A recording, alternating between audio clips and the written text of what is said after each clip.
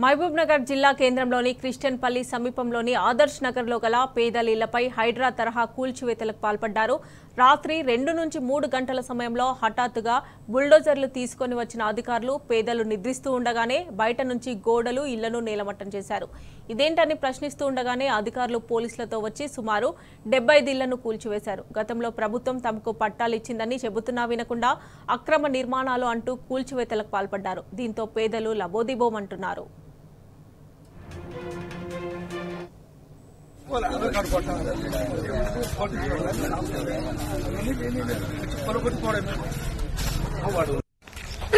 ఒక్కసారి కాదు 2 సార్లు అయితే ఎడగట్టుకోద్దు నాయన మేము ప్యాసలు రాడు ఇంట్లో హాస్పిటల్ కట్టిపోయినా అక్కడి కాదు 2 రాళ్ళు ఉన్నాయి నాయన నా కాలు ఉందండి.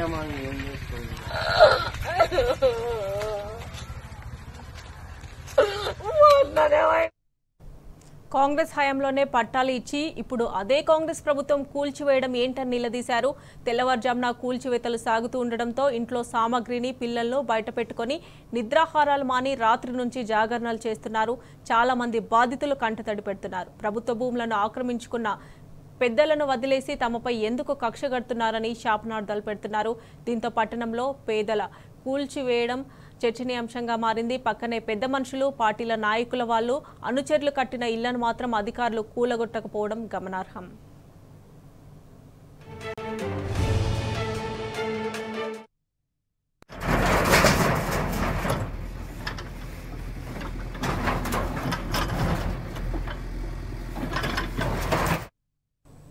ఇదే అంశానికి సంబంధించి మరిన్ని డీటెయిల్స్ మా ప్రతినిధి నరేష్ అందజేస్తారు. నరేష్, చెప్పండి, పాలమూరులో హైడ్రా తరహా కూల్చివేతల్ని ఏ విధంగా చూడాలి? ముఖ్యంగా పేదల ఇళ్లనే టార్గెట్ చేసినట్లుగా తెలుస్తోంది.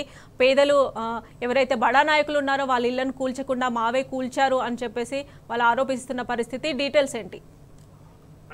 మహబూబ్ నగర్ జిల్లా కేంద్రం క్రిస్టియన్పల్లి 523లో అర్ధరాత్రి అధికారులు పేదల ఇళ్లను కూల్చివేయడం జరిగింది. దాదాపుగా 70 ఇండ్లను అధికారులు అర్ధరాత్రి 2:30 నుంచి తెల్లవారుజామున వరకు కూల్చివేతలు చేయడం జరిగింది. ఇంట్లో చిన్నపిల్లలు, కిడ్నీ రోగులు ఉన్నప్పటికీ కూడా ఎవరిని కనికరించకుండా అధికారులు కూల్చివేతలు చేయడం జరిగింది. అయితే గత కొన్నేళ్లుగా అక్కడ నివాసం ఉన్నటువంటి తమను ఎటువంటి నోటీసులు ఇవ్వకుండా అధికారులు రాత్రికి రాత్రే వచ్చి బుల్డోజర్లతో కూల్చివేయడం పట్ల బాధితులంతా కూడా తీవ్ర ఆందోళనకు గురవుతున్నారు. కట్టుబట్టలతో వారు రోడ్డును పడాల్సినటువంటి పరిస్థితి ఏర్పడింది. అయితే గతంలో పట్టాలకు సంబంధించి వాటన్నిటిని కూడా వాటిలో చేసినటువంటి నిర్మాణాలు అవన్నీ కూడా అక్రమం అని చెప్పి అధికారులు కూల్చివేసినట్టుగా బాధిస్తున్నారు. అయితే వీటికి సంబంధించినటువంటి అన్ని రకాల అనుమతులు,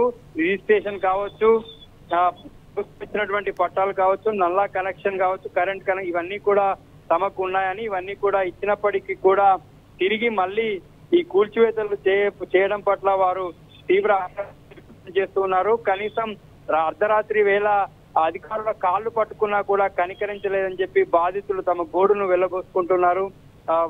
అక్కడ బాధితుల్లో దాదాపు దివ్యాంగులకు ఇచ్చినటువంటి ఇళ్లను కూడా కూల్చివేయడం జరిగింది. అక్కడ పరిస్థితి వాళ్ళంతా కూడా కట్టుబట్టలతో రోడ్డున పడాల్సినటువంటి పరిస్థితి నెలకొంది. అయితే అధికారులు మహబూబ్ నగర్ సంబంధించి చాలా చోట్ల చెరువుల ఆక్రమణలకు గురై నిర్మాణాలు చేపడుతున్నప్పటికీ కూడా వాటి జోలికి వెళ్లకుండా పేదల ఇళ్ల జోలికి వెళ్లడం పట్ల కూడా ఇటు రాజకీయంగా కావచ్చు, ఇటు అక్కడ ఉన్నటువంటి మిగతా ఇళ్లలో ఉన్నటువంటి వాళ్ళంతా కూడా ప్రభుత్వంపై ఆగ్రహాన్ని వ్యక్తం చేస్తున్నారు. కేవలం 60 గజాలలో కట్టుకున్నటువంటి చిన్న ఇంటిని కూడా కనికరం లేకుండా కూల్చివేయడం పట్ల కూడా బాధితులు తమ బాధను చెప్పుకుంటూ ఉన్నారు. టీ న్యూస్ అక్కడికి వెళ్ళినప్పుడు వారి బాధ వర్ణనాతీతం. రాత్రి సమయంలో ఇంట్లో చిన్నపిల్లలు కావచ్చు, వ్యాధిగ్రస్తులు కావచ్చు ఉన్నప్పటికీ కూడా అధికారుల కాళ్ళు పట్టుకున్నప్పటికీ కూడా కనికరించలేదని చెప్పి వారు తమ బాధను చెప్తూ ఉన్నారు. కేవలం 60 గజాల్లో కట్టుకున్నటువంటి ఇంటికి సంబంధించి గతంలో ప్రభుత్వం ఉన్నప్పుడు రెగ్యులరైజ్ కి సంబంధించి ఇచ్చినటువంటి రెగ్యులరైజ్ చేసుకోవడానికి ప్రభుత్వం అవకాశం కల్పించడం జరిగింది. ఆ సందర్భంలో వీరంతా కూడా అప్లై చేసుకొని ప్రభుత్వాన్ని ద్వారా రెగ్యులరైజ్ చేసుకోవడం జరిగింది. అయినప్పటికీ కూడా ఆ పట్టాలు కావచ్చు, ఆ అనుమతులన్నింటినీ కూడా ఇప్పుడున్నటువంటి అధికారులు లెక్క చేయకుండా రాత్రి పోలీసుల సహాయంతో ఈ కూల్చివేతలు చేయడం జరిగింది. Pratyusha. Right Naresh, thanks for updates.